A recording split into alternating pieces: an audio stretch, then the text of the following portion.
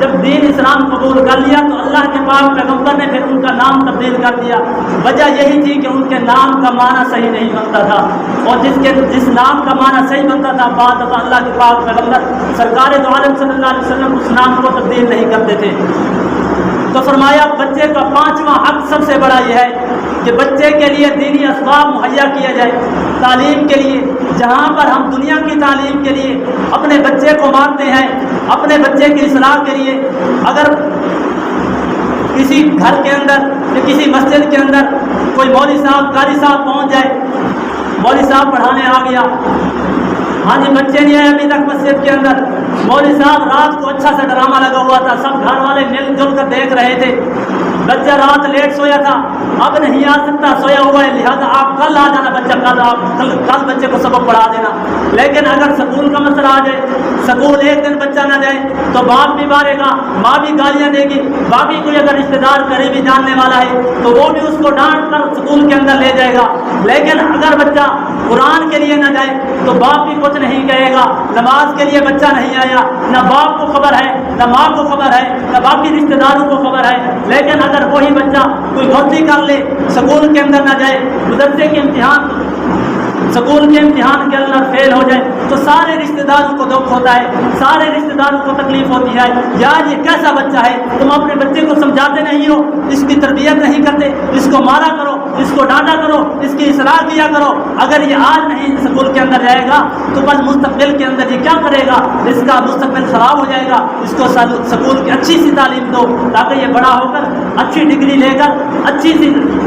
اچھا سا روزگار کمانے والا بن جائے، تاکہ بڑا ہو کر یہ پریشانی کا اس کو سامنا نہ کرنا پڑے۔ لیکن وہی بچہ جس کو آپ نے سکول کی اعلیٰ سے اعلیٰ تعلیم دی ہو، لیکن اگر مدرسے کے اندر نہیں بھیجا، قرآن کی تعلیم اس کو نہیں دی، دین کی تعلیم اس کو نہیں دی، پھر وہی باپ جب مر جاتا ہے، بیٹا جنازے کے اوپر آتا ہے تو باپ کو بیٹے کا جنازہ نہیں آتا، بیٹے کو باپ کا، پھر مولوی صاحب سے کہتے ہیں مولوی صاحب اب مجھے نماز جنازہ تو نہیں آتا، کیا میں سبحان اللہ پڑھ لوں، الحمدللہ پڑھ لوں، کوئی اور کام کر سکتا ہوں، میرا نماز جنازہ ہو جائے؟ تو ساری زندگی والد کی خدمت نہیں کی، والد کے ساتھ دھوکہ کیا،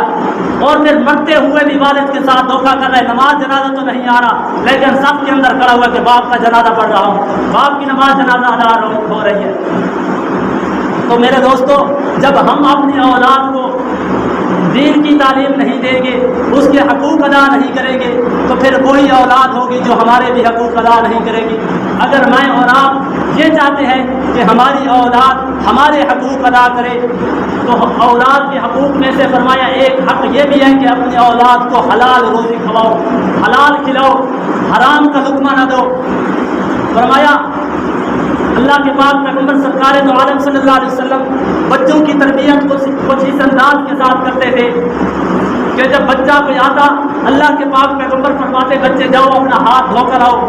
بچہ جب ہاتھ دھو کر آ جاتا، اللہ کے پاک پیغمبر اس کو اپنے ساتھ بٹھا لیتے۔ اگر کوئی چیز سامنے رکھی ہوتی تو اللہ کے پاک پیغمبر سرکار دو عالم صلی اللہ علیہ وسلم اس بچے کا ہاتھ پکڑ کر کہتے بیٹے یہ سیدھا ہاتھ ہے، دایاں ہاتھ ہے، اس ہاتھ کے ساتھ آپ نے کھانا کھانا ہے یا کوئی چیز کھانی ہے، اٹھانی ہے یا کسی سے کوئی چیز لینی ہے۔ اور اس کے بعد جب بچہ کھانا شروع کر دیتا،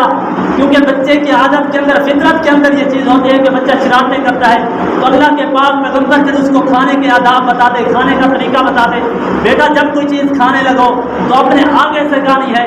پورے برتن کے اندر اپنے ہاتھ کو نہیں پھیلا لینا۔ اسی طرح اللہ کے پاک پیغمبر بچوں کی تربیت کے اندر کچھ اس انداز سے بچوں کے ساتھ کرتے تھے کہ اللہ کے پاک پیغمبر بسا اوقات جب مسجد کے اندر جانے لگتے تو حضرت حسن کو اور حضرت حسین کو مسجد کے اندر ساتھ لے جاتے تھے، ان کا ہاتھ پکڑتے تھے، ان کی انگلی پکڑتے تھے، مسجد کے اندر لے جاتے تھے، اور پھر اس کا اثر یہ ہوتا تھا کہ دوسرے بچے جو کھیل رہے ہوتے تھے وہ جب دیکھتے تھے حضرت حسن کو، حضرت حسین کو، تو وہ بھی مسجد کے اندر آ جاتے تھے۔ یعنی اللہ کے پاک پیغمبر بچوں کے ساتھ محبت بھی کرتے تھے اور ساتھ ساتھ ان کی تربیت بھی اچھے انداز سے کرتے تھے۔ یہی وجہ ہے کہ وہی بچے جب بڑے ہو جاتے تھے تو والدین کی خدمت بھی کرتے تھے، بڑوں کی قدر بھی کرتے تھے۔ میرے دوستو، اگر میں اور آپ یہ چاہتے ہیں کہ ہماری اولاد اچھی بن جائے، نیک بن جائے، تو ہمیں اپنی اولاد کے حقوق میں سے، جہاں ہم اپنی اولاد کے لیے یہ سوچتے ہیں یار ہماری اولاد کی کوئی اچھی جاب ہو، کوئی اچھا کاروبار ہو، ہماری اولاد کو ہمارے جانے کے بعد کبھی پریشانی کا سامنا نہ کرنا پڑے، کبھی اس کو دکھ تکلیف نہ آئے، جہاں ہم اپنی اولاد کے لیے اور چیزیں سوچتے ہیں اور اس کا لحاظ رکھتے ہیں، اس کی بیماری کا لحاظ رکھا، اس کے لباس کا لحاظ رکھا، بچے کی ہر چیز کا جہاں پر ہم لحاظ رکھتے ہیں تو بچے کی آخرت کا بھی لحاظ رکھنا چاہیے۔ دعائیں اللہ پاک مجھے اور آپ کو آپ صلی اللہ علیہ وسلم کے ان فرامین کے مطابق اپنے بچوں کے صحیح معنی کے اندر تربیت کی توفیق نصیب فرمائے۔ وما علینا الا البلاغ۔